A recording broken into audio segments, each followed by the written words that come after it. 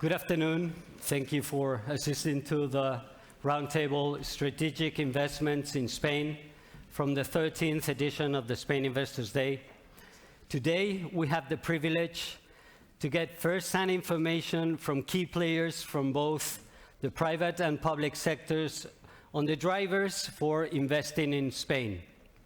Without further delay, I would like to introduce the members of this roundtable. Amparo Moraleda, member of the board at Maersk, Danish global logistics company. Manuel de la Rocha, Secretary General for Economic and G20 Affairs of the Office of the President of Spain. Josh Dieselhoff, Chairman for Bolsas y Mercados Españoles and CEO for XIII. And José Luis Curbelo, Chairman and Chief Executive Officer for Cofides. Thank you all very much for your presence here. Spain has become an important destiny for foreign investments in an international market that has become growingly competitive. Well, let's start with one of the largest investing announcements done recently. Amparo, at the end of last year, Maersk announced an agreement with the Spanish government to lead a 10 billion euros investment in Spain to develop green fuel. Why has Maersk chosen Spain for this project? Well, good afternoon to everyone. It's really a pleasure to be with you this afternoon at this Investment in Spain forum, and so I very much appreciate the opportunity. As you just mentioned, Maersk announced at the fall last year this major project to establish in Spain eventually very, very relevant biomethanol plant with the objective to really fuel a significant part of Maersk shipment fleet. Just to give you an idea, the shipment sector accounts for 2.5% of the global CO2 emissions. And Maersk is the second largest shipping company around the world. The fleet of Maersk is made out of 750 vessels, large vessels. And the company, of course, declared that it wanted its fleet to be decarbonized by 2040. So how come a company can decarbonize its entire fleet by a given point in time if the technology is not there, if the biofuels are not there, if the engines are not there? So the company made a very clear statement to really go through this journey. The company declared that by 2023, it will receive its first biomethanol ship. So this means that already by next year, the company will have its first ship with a biomethanol engine. It will be a dual engine. And of course, it requires biomethanol to make sure that the ships can move.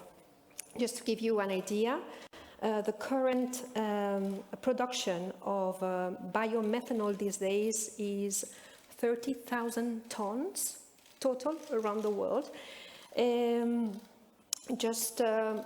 We need 1/3 of the current global production to just fuel this one single vessel. So by 2025, when the company will receive its 12 new vessels, we will need 500,000 tons of biomethanol. So there is no production out there even to source a very, very small part of our fleet. To really share, to really get to 25% of the company decarbonization objectives, by 2030, we will need 6 million tons of biomethanol. So the question is, where can we get all this amount of biomethanol? So the company has made a determination to really to create this biomethanol market. For the production of biomethanol, 2/3 of the cost of biomethanol is energy. So 2/3 of the cost of the final biomethanol will depend on energy. And therefore, for it to be biomethanol, the entire end-to-end value chain for the creation of the biomethanol has to be CO2 neutral. So from the energy generation, from the footprint of the transportation, from every element, the electrolyzers, every element of the value creation of the biomethanol has to be carbon neutral.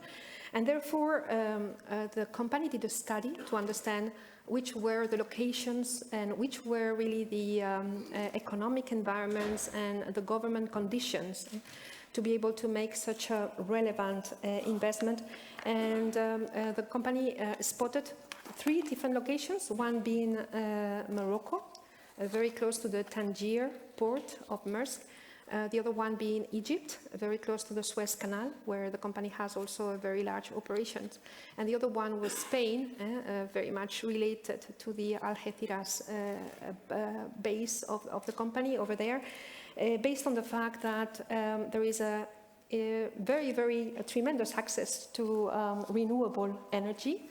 There is also very interesting access to biogenic CO2, and there is a very significant, I would say, business environment and economic environment and political environment to kind of welcome and host this type of projects. To be very honest, and I will be very brief and I will come back to this very quickly, when we started to talk about the project at a local level in Spain, really the team defined a very clear map of all the stakeholders that we needed to engage with to make sure that the project could progress. So the generation of renewable energy, so it was the Minister of Energy and Energy Transition, the transmission and distribution lines for the grid, for the energy. So we were also having to talk to Red Eléctrica and to the associated minister, the production of e-methanol, which required location, both at the central level, at local level, terminals and pipelines, and then all the regulation associated to all that. So the team locally had just built a huge stakeholder roadmap to just address all the different objectives. So I met with them and I said, you know what, based on my previous experience at dealing with the Spanish administration and at dealing with large strategic projects, I think there is an opportunity to just go to one single point of entry, which was Manuel de la Rocha's office with the Prime Minister office. And honestly, this was for us an incredible enabler to get this project landed at a very speedy, in a very speedy manner. Because, and I have to tell you, and I know you don't like this, Manuel, but really the role of Manuel and his team has been fully instrumental to be able to make this project happen. Because for any foreign company, it's very difficult to embrace and to navigate an administration that has many layers and that is divided in many different departments, as large multinationals are. So I'm not saying that the Spanish government is a complex administration, because very large multinationals are themselves very complex. So when you put together a very complex animal in front of a very complex animal, it's very difficult that things move forward, and it's very difficult that they move at pace, because you need to meet milestones and you need to just make things progress and you need to really make things happen. So we found since the very beginning, since I went to see you to really share the ambition and the impact of the project, very strong support, and so far we have a really progressing at pace. The company has built a very strong and robust, trustworthy relationship with Manuel and the Spanish government, and currently I think we are really set for a very successful partnership. The company has already approved its initial funding for the project, and I don't want to just keep speaking, because it's not, there might be many other questions around that, but we believe that the total investment should be around 10 billion euros. We believe that this will create around 25,000 jobs during the construction phase, that the infrastructure will leave behind a range of around 3,000 jobs in terms of operations, and another 20,000 indirect jobs. So I think that it fulfills very many objectives when it comes to really innovation, energy transitions, local cohesion, generation and creation of new jobs. So we are really thrilled about the opportunity, and we look forward to just keep developing the next phases of the project, and then we can talk about what went well and what didn't go so well. But to be honest, the most important is that the project is secure, and I think this should be something we should be very, very proud of. And I'm very thankful, Manuel, and I don't mind saying it in public, because your team was really, really great at making it happen. Thank you very much, Amparo. This, after your explanation, this seems like a very clear example of a good dialogue between a private company and the government.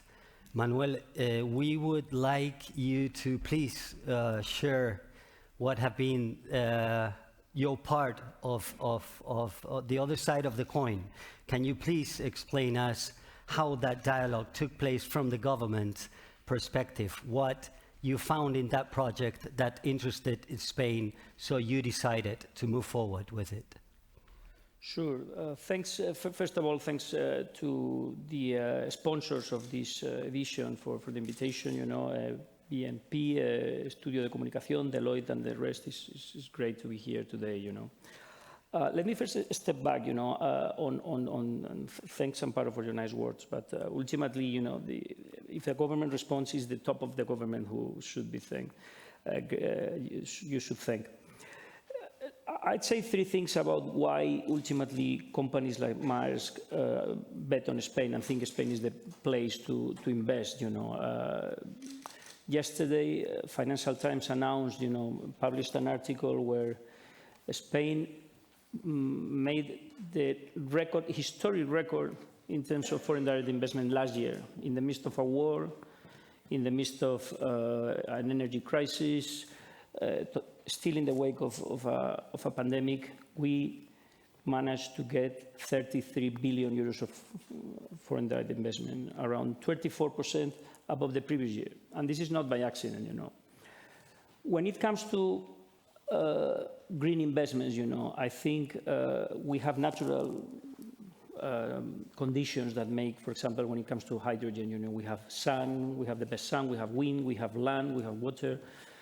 Then, obviously, the second question is we have a great industrial fabric. We have great companies. We have global leading companies in areas like financing, energy, infrastructure, water. We have legal security. We have great human talent. But to me, all this helps, but it's not nearly enough for a project as complex as yours if we don't have a government that has credibility.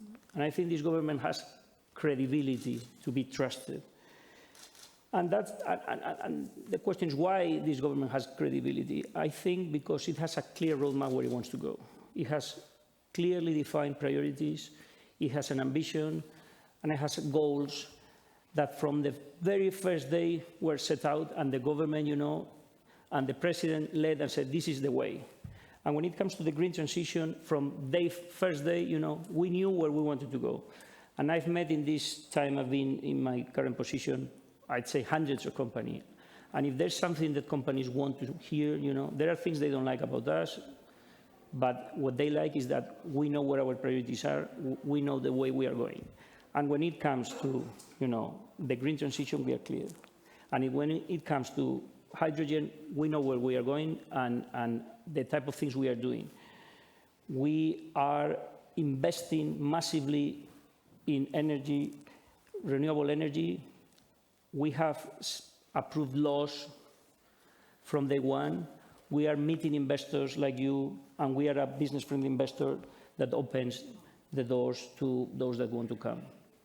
And there will be bumps on the road, and there have been, but you know, we know where we want to go, and that's something they appreciate.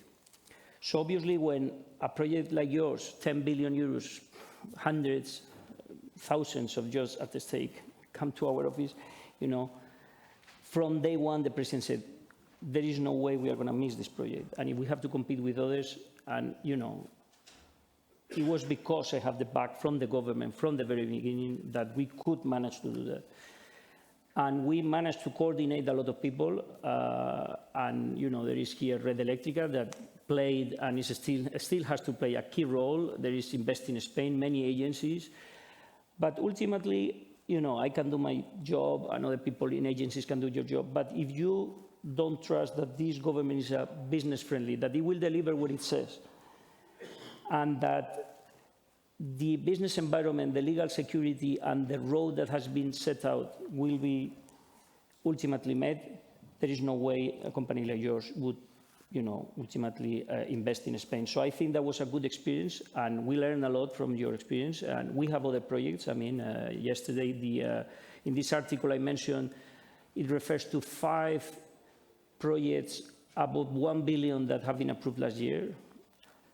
I'd say I'm not surprised because we have identified projects for 100 billion euros investment, direct investment projects that want to come to Spain, not just in the green area, but also in the digital area, in the industrial area. And I think, the government has done its role, with 2 things. One, setting a roadmap, putting money there, and that's why we have been the first country in approving the Recovery and Resilience Plan, the first country receiving the funds and executing the funds, not by accident. We set out these PERTES, the strategic project, which show where we think, what we think is strategic and where we want to go. From the start, thinking that public-private partnership were the best way to go. And then, obviously, the second pillar is, a very ambitious reform agenda with clear milestones and targets, and we have delivered on reforms that I think make us credible in the area of education, labor market, science, growth of the companies, universities, education. So ultimately, I think it's the government credibility.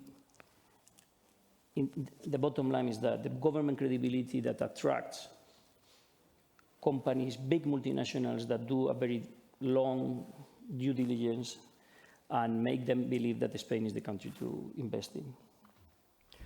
So the road that you both are now walking was walked a couple of years ago by Josh when he decided ahead of XIII to purchase BME, a very different company, very different industry, but maybe some similarities on the process.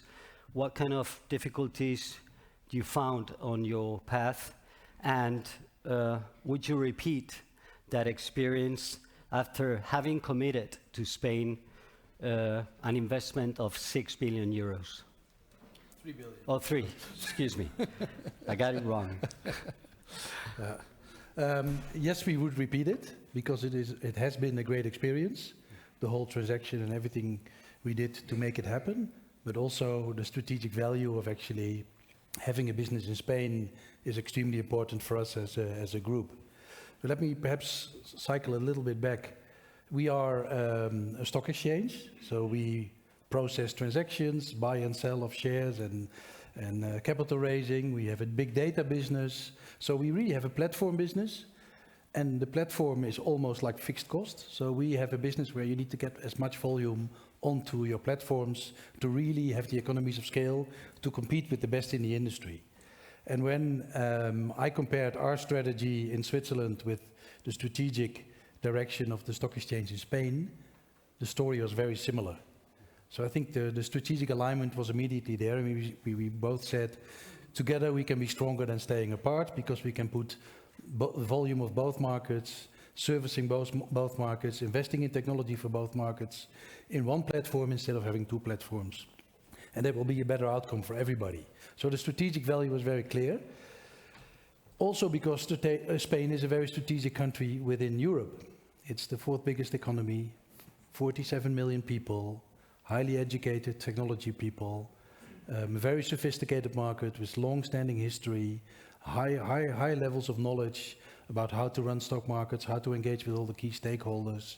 So the asset itself in the country Spain were both having a really, really big strategic value for us. And then coming back to the discussion and looping back to the discussion that was just had actually, the biggest question for me was, will the government support this transaction? Will the regulators and the government support this transaction, and will there be a predictable, reliable process in making it happen? And this is perhaps where I am most excited about the transaction, and next to all the strategic value and economical value, is when we started talking to the CNMV and to some of the other stakeholders in Spain, but then also to the government. There was a very clear path. This is what you need to do. We have certain agreements we need to fulfill. We need to negotiate on certain commitments you need to make. Then this is the process. If you submit there and then you go to the next step, then we will make it happen. And that path was really, really followed to the letter, and even in many cases quicker than actually we originally anticipated. And in the middle of this process, we had the corona pandemic. So I think on both sides there was a little bit like, are we still going to continue with this? Six, are you still committing to the price and the transaction? Government, are you still committed to make this happen? And we immediately found out our word is our bond on both sides. And the transaction progressed well within the timeline in the corona situation. And we're extremely proud and happy that we've been able to make this happen. And I think the support, the reliability and predictability of the government process is crucial, next to, of course, the strategic value and the commercial value of such a transaction. So I would only echo what you just said, and some of the similarities are also in our story. And we're extremely happy that we did the transaction. If I could do another one like this, I would do it tomorrow. Okay. Or even today. We're very pleased to hear that. Okay, José Luis, so maybe some of the reasons for a foreign investor to come to Spain and commit their resources have been already explained here, but from your perspective, from leading the institution that you lead, which is kind of a mix of both the public and the private sector, which are, in your opinion, the main investment sectors in Spain? Well, thank you very much. First of all, I would like to thank the organizers for the organization of a meeting that is already a milestone in the activities of the business community in Spain, and also thanking the sponsors for having this meeting. Well, all of us know that historically Spain has been a country that we cannot explain our level of development on our level of economic activity without considering foreign direct investment.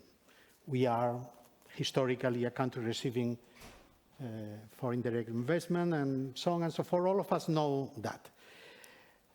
Manuel has just talked about something that was published yesterday by Financial Times. I wanted to have, I gave for the transparency, if the transparency could be, is already there. Out of that transparency, that data that were shown yesterday by Financial Times, there are several things that we can, conclusions that we can get out of that. The graph make a graphical representation of the greenfield foreign direct investment coming to Spain. And we have information that is very important. The last data is only to November. So the year for the 2022 is up to November. And up to November, we know that we have get already the highest point of new foreign direct investment coming to Spain. This amount is more than twice what had been the historical flow of foreign direct investment to Spain before the pandemic. So we have, coming out of the crisis derived from the pandemic, having a huge amount of foreign investment coming to Spain. But the most important thing for me is the decomposition, the distribution among activities. Here we have that the highest proportion of foreign direct investment is coming to renewable energy. It is the yellow part of the bar. After there is the automotive and mobility activities, so is the blue part of the heavy blue, the navy blue part of the graph.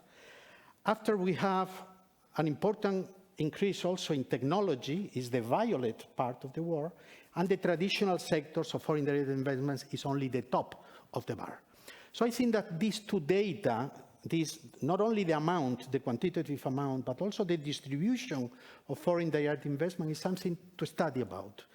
Is clearly the consequence of, I think, many circumstances that have been already, some of them presented here.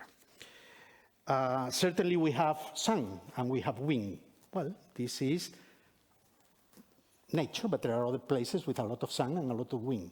But what they are coming here differentially than other places. I think one of them is that there is an industrial specialization of Spain in activities that have been related to the new sectors of economic activity for the future. Renewables, activities linked to the transition, and also there have been not only those inputs, but also there had been an ecosystem of activity that has been growing out in the surrounding of this input that we have as a nature. I like to say to my colleagues that for the first time in history, it seems that Spain is in the leading role in the economic transition. In the previous industrial revolutions, we were much behind. We didn't have nothing. We didn't have neither the trained people, neither the inputs, nor the abilities to get locked into the big flows. So I think that that is something to be important. We also had from the last few years, from the last several years, not only these few years, immediate few years, but also from behind, we have that ecosystem in which there was a lot of R&D, a lot of human resources training, a lot of clusters that had been developed around these economic activities in different places. So we have to put in value all these activities. We have, of course, land at competitive prices, that is important, infrastructure that is of very good quality, and a friendly business environment with a government that I think that has an active industrial policy, is not afraid of talking about industrial policy. It's a government, and it's a government that pushes for a specific industrial policy that has been clever enough to align this industrial policy to the next generation youth transition. So I think that this link between the industrial policy and the transformation of the European economy makes that we can get a leading role in the transition. Of course, Spain is also an important place for an important base for investing in other in Latin America. It's important. We in COFIDES receive a lot of projects in which foreign companies that want to invest in Latin America uses Spain as a platform for their investment in Latin America. We have a big network of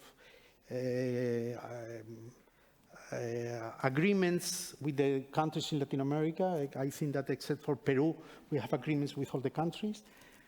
And a lot of investments are coming here to be, for us to be a bridge to Latin America.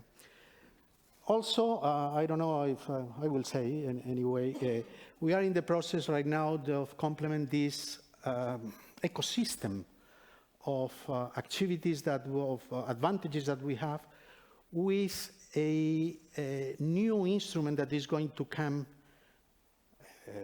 very soon. We are in the process of negotiating with the European Union, and is that has been created or is going to be created a new fund within the addenda that the Vice President talked, the Vice President both of ecological transition and the Vice President for Economic Affairs talk about the addenda.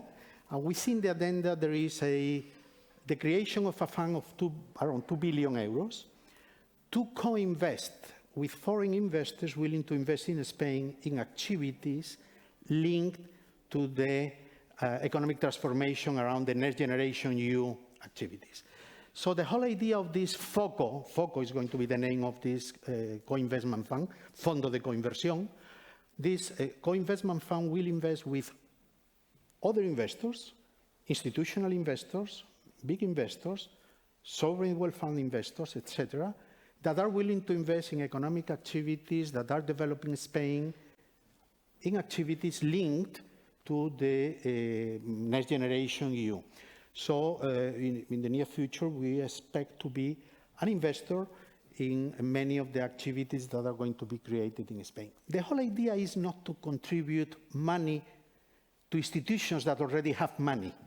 The whole idea is to align the interests of the foreign investor with the interests of the national economy so that we can multiply, we can align, we can put some skin in the game so that we can give comfort to the foreign investor willing to invest in Spain.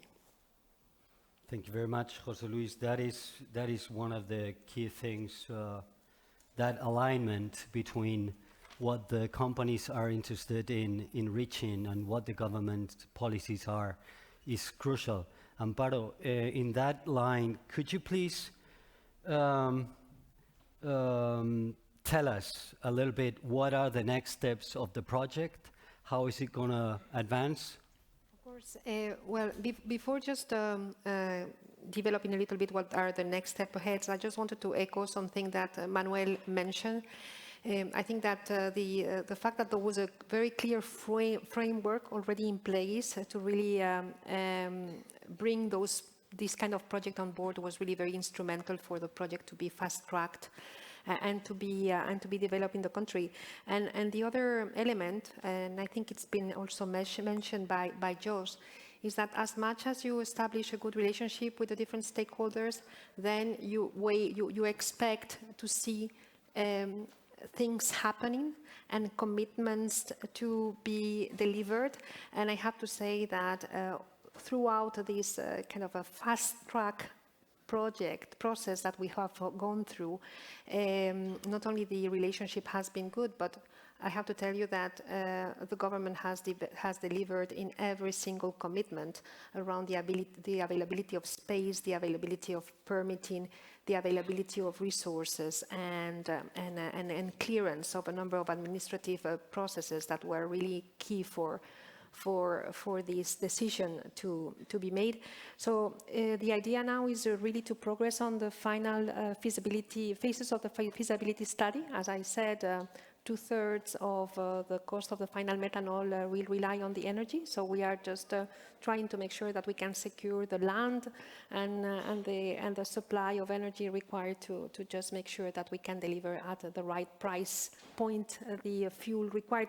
Just bear in mind that ships these days use fuel oil, which is pretty much what you get at the very bottom of your frying machine, you know. I mean, and then you need to be competitive at producing a biofuel with a renewable energy that will be competitive and that will be able to compete with the fuel oil. So theoretically, we will be starting to build this infrastructure I think at the beginning of next year or at the end of this year, since, you know, the first vessels are going to start to be available in 2025, and we need biomethanol to really fuel, to really fuel the new ships. So, great.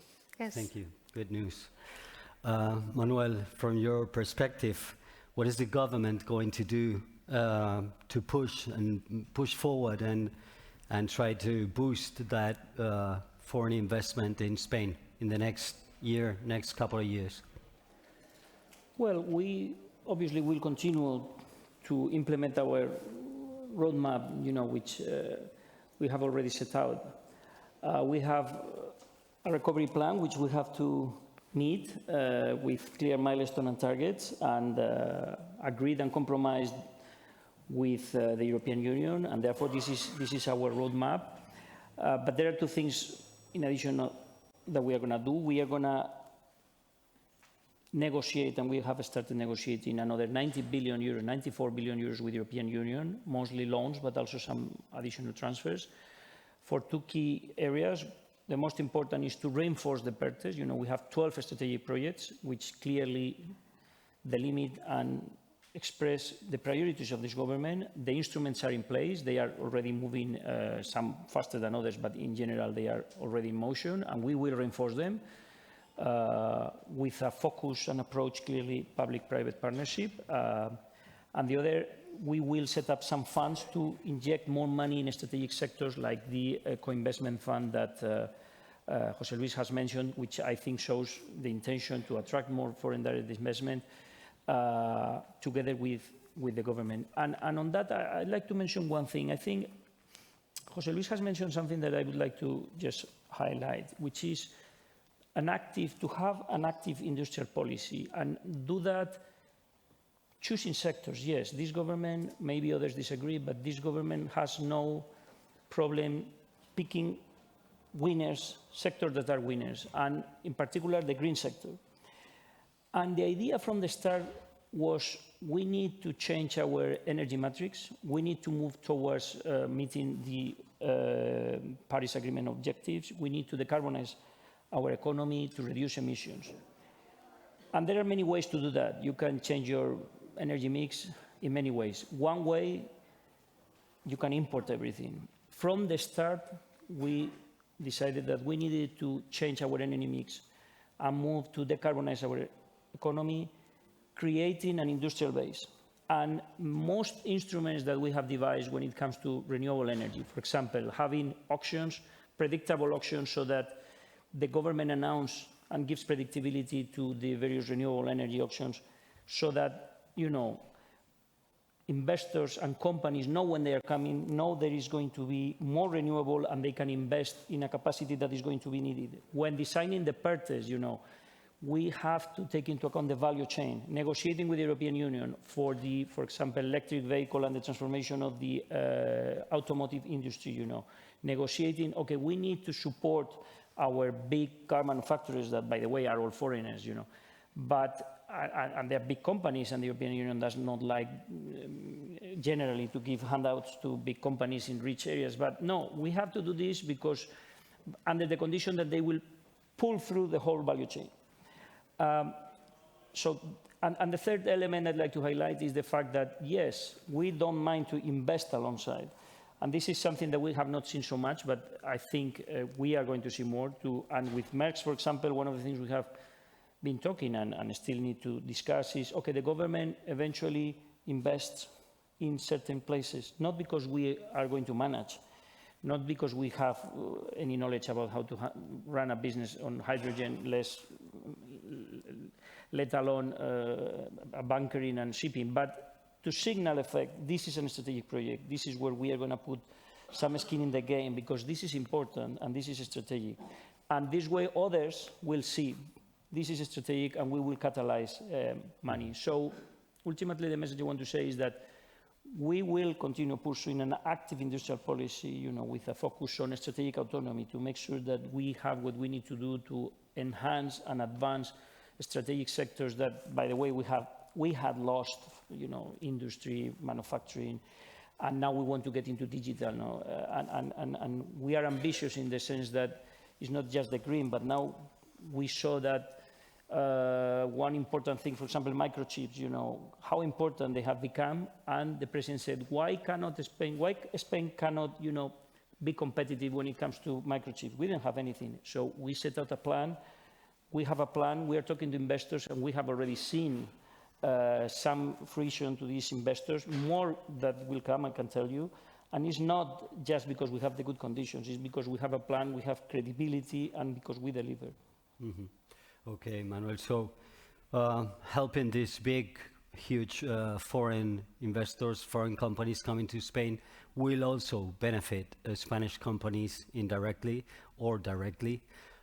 Josh, how do you see, with the cloud of uncertainty that it's over us, how do you see the stock market for the next year?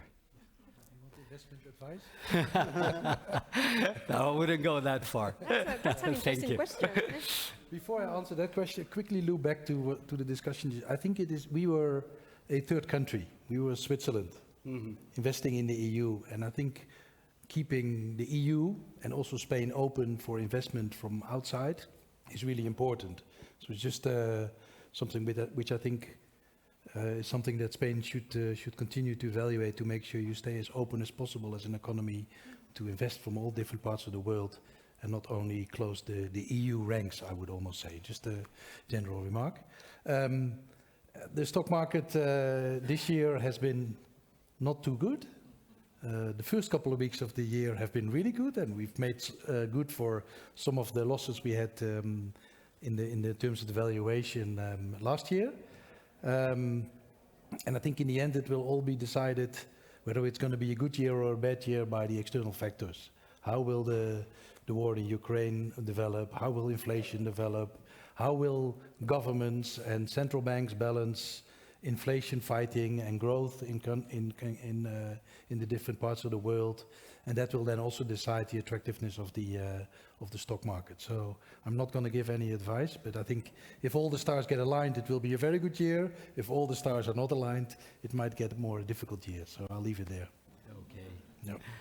All right. And José Luis, please, could you develop a little bit more about that fund as the last question? And are you optimistic on seeing foreign investment grow in Spain next year?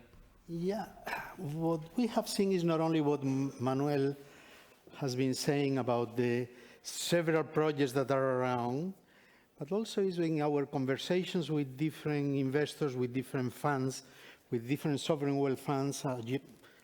2 days ago I was in France with certain funds, is that they consider that this idea that the Spanish administration had of creating a fund, a co-investment fund, not with the idea of we picking the winners. That is something that, it was funny because in France we were discussing with the French that they were much more interventionist, and they have this Richelieuian way of conceiving the state. Is, well, we will decide where to invest. They said so. We said, no, we are not going to decide where to invest. There are certainly activities that we consider that are appropriate, but we will invest if there are other investors that invest with. So we are not going to be a substitution of the private sector, of the private investors that take the risk and know the management and know how to run their business.